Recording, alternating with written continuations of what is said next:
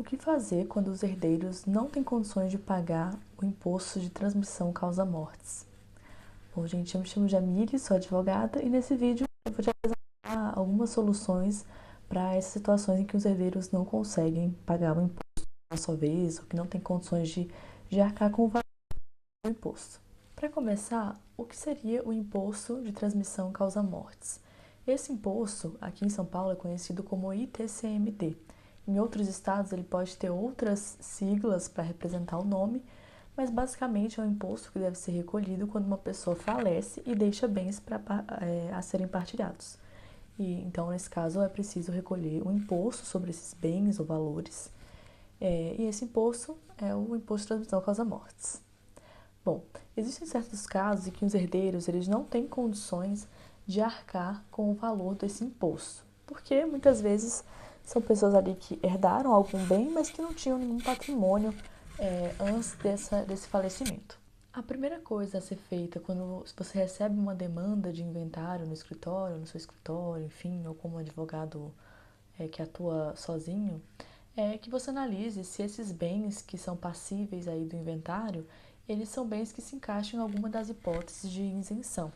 Então, pelo menos existem, quando você deve ler a lei, né, do seu estado, que vai prever ali quais são as hipóteses de isenção desse imposto.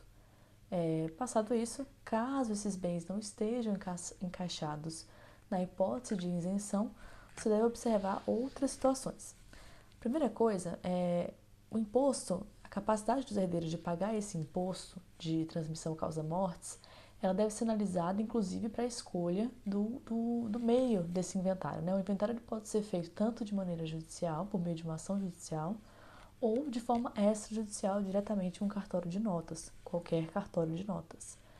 Então, se os herdeiros não têm condições de pagar o imposto, você pode analisar a viabilidade de ajuizamento de uma ação de inventário, né? De você seguir pela forma judicial.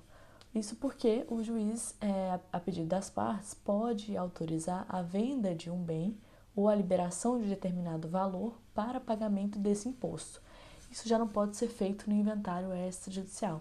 Então, desde que você, analisando o caso, não encontre outras questões que sejam mais benéficas para o inventário extrajudicial do que para o judicial, então, às vezes, o judicial ele demora muito mais do que o extrajudicial, via de regra. Então, pode ser que seja um fator determinante e o cliente não queira seguir pela via judicial. Então, nesse caso, a segunda alternativa seria pleitear o parcelamento desse imposto.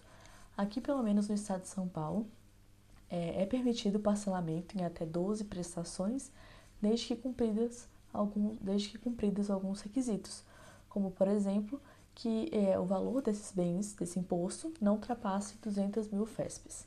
Então, eu vou deixar no link da descrição o site, né, da prefeitura, não, do estado, onde, do ITCMD, na verdade, né, onde existem ali expressamente quais são as regras para pleitear esse parcelamento.